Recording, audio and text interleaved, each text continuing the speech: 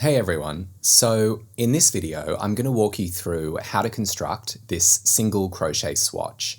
Single crochet is pretty much the most basic stitch there is in crochet, so it's the perfect place for beginners to start.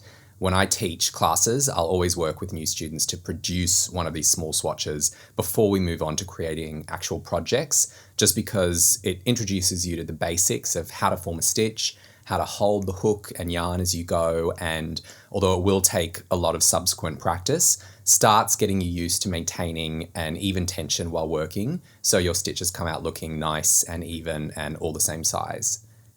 Now, just an overview before we begin. To crochet a flat, expansive fabric like this, we'll begin by creating an initial chain of stitches along the bottom, which will determine the width of our fabric, and then do a U-turn at the edge and stitch back into each one of those initial chains, then turn again at the end of that row and repeat back and forth, gradually growing the fabric row by row.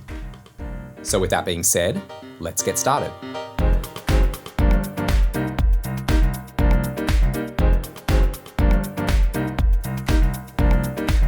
For this tutorial, I'll be using one of our own Dempster yarns. It's a 10-ply or Aran weight blend of 55% recycled Australian textile waste fibres and 45% virgin Australian merino wool, and the colour is chalk white. Now I'm working with a 5mm crochet hook, which is the standard hook size for a 10-ply Aran weight yarn, and this one is a soft touch hook by Clover, which is a Japanese brand. Now, to begin creating the initial row of chains that will grow our fabric from, we need to start with our very first loop to get our hook into, which we call a slip knot. And the way we create the slip knot is by first laying the beginning length of yarn in our left palm, ensuring the cut end is on our right, and then we're going to take that cut end, turn it back on itself, and lay it on top of our length of yarn, creating a loop in our palm like that. And we want to leave about 10 centimeters of tail before that loop. Now I'm going to take the index finger and thumb of my right hand and, coming from behind, stick them through that loop and then pinch the length of yarn running towards the ball and pull it through the loop. So what you've produced should look like a loose noose, and this loop that I've pulled through is what I'm now going to insert my hook into. Now, the last step is to take these two tails of yarn emerging from the loop and tug on them until your knot closes, and then pull them apart until your knot has slid up to meet your hook. And we want that loop nice and snug, but still loose enough that it can easily travel up and down the hook shaft. And there we go, we've made the slip knot. Now on to producing our first chain stitch. From here on out, I'm going to hold the hook in my right hand as if it were a knife. And then I'm going to take my right index finger and gently press on that loop to keep it in place, sitting about 2 centimeters away from the head of the hook. Now I want to make sure my knot is hanging directly beneath my hook and stays there for the duration of the stitch. We really want to anchor it there and not see it flipping up or back like this as we work. The next move is to take the end of yarn attached to the ball, making sure not to confuse it with the cut end, which we don't use at all, and grasp it with my middle, ring, and pinky fingers. Then I'm going to wrap this length of yarn over the top of the hook towards me, like that.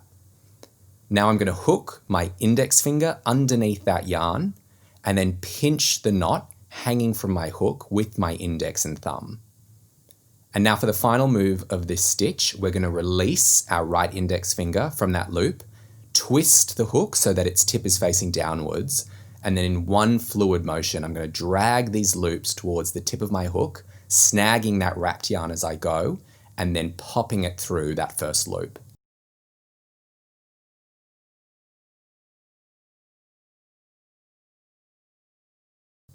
And there you have it, your first official chain stitch done. Now, don't worry if yours looks loose or gaping. Sometimes I see students yank on this end to get it looking really nice and tight, but trust me, you will regret that in the next row. It's actually better to have these chains a little looser, just like this. So next, we're just going to repeat the exact same sequence of steps to create more chain stitches. And we want to produce 10 chains in total for our starting row.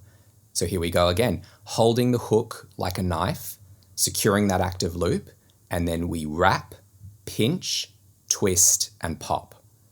Wrap, pinch, twist, and pop.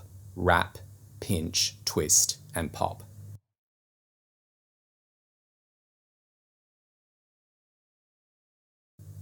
Now I'm pretty sure that was 10, but let's have a count just to be sure. So from the front, what you've produced should look like a braid or a plait, and each one of these V shapes in the braid is one chain stitch. If you turn your work around, you'll see on the other side it looks more like a chain link with this extra little vertical strand connecting each link. But to count, we're going to focus on the braid side of our chain, and the first stitch will emerge right out of that slip knot.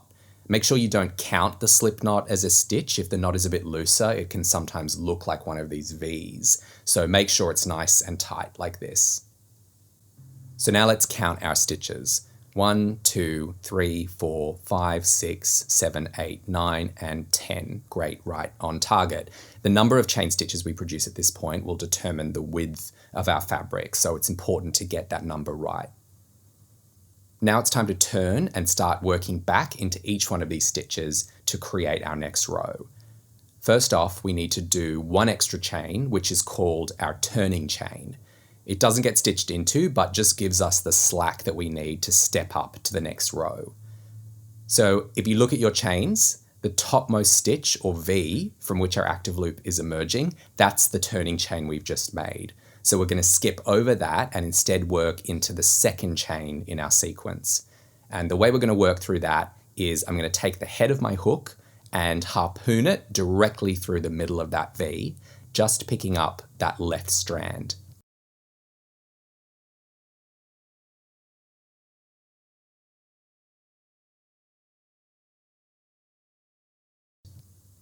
Once we're through, we're going to wrap that yarn over our hook again, just like before, hook our index finger underneath it, grab the base of that second loop, and then pop our wrap yarn through it, but leave that first loop on the hook.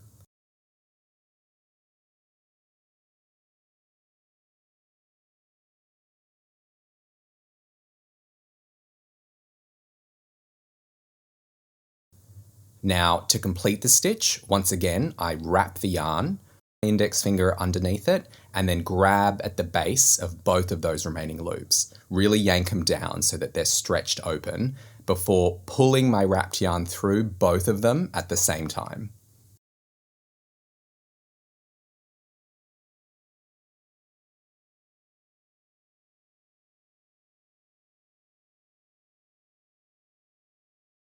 And that was our first single crochet stitch.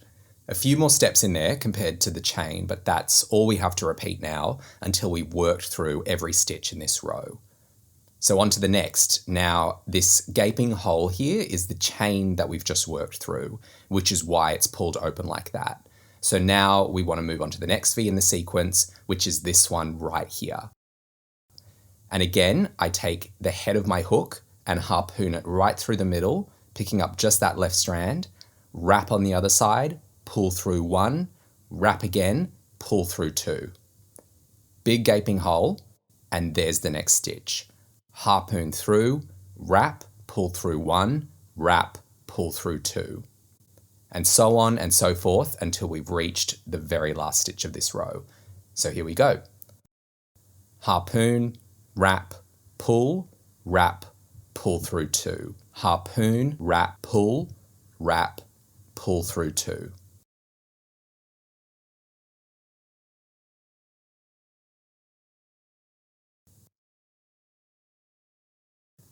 And there we go, last one.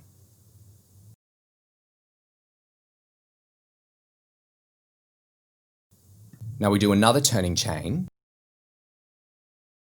flip our work as if it were a door, because now we're going to work back along in the other direction. And now the only difference for this next row and all subsequent rows is that instead of harpooning right through the middle of the V, we're actually going to dive underneath the V, picking up both the left and right strands.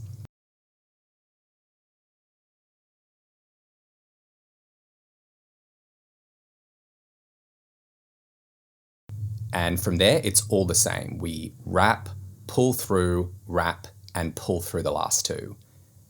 There's our big gaping hole now, the stitch we've just worked through, and if you turn the work up towards you, you should be able to see quite obviously the very next V we need to work through. So again, we're going to dive right underneath it, wrap and pull through, wrap and pull through the last two. So now let's repeat that until we reach the end of this row.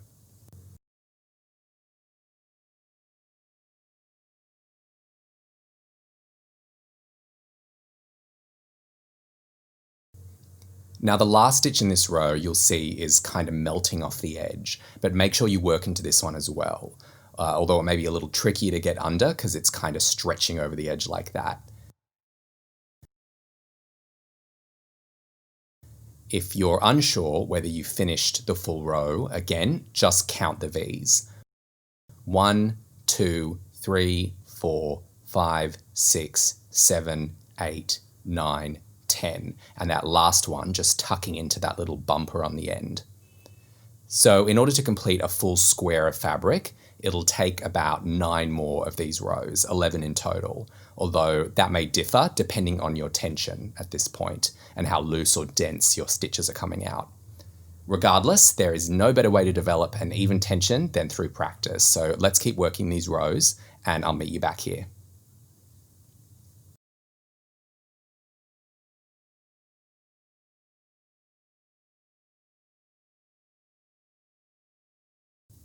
And there we go, that's 11 rows and looking pretty square. Now, if you want to keep your swatch, you can just cut your yarn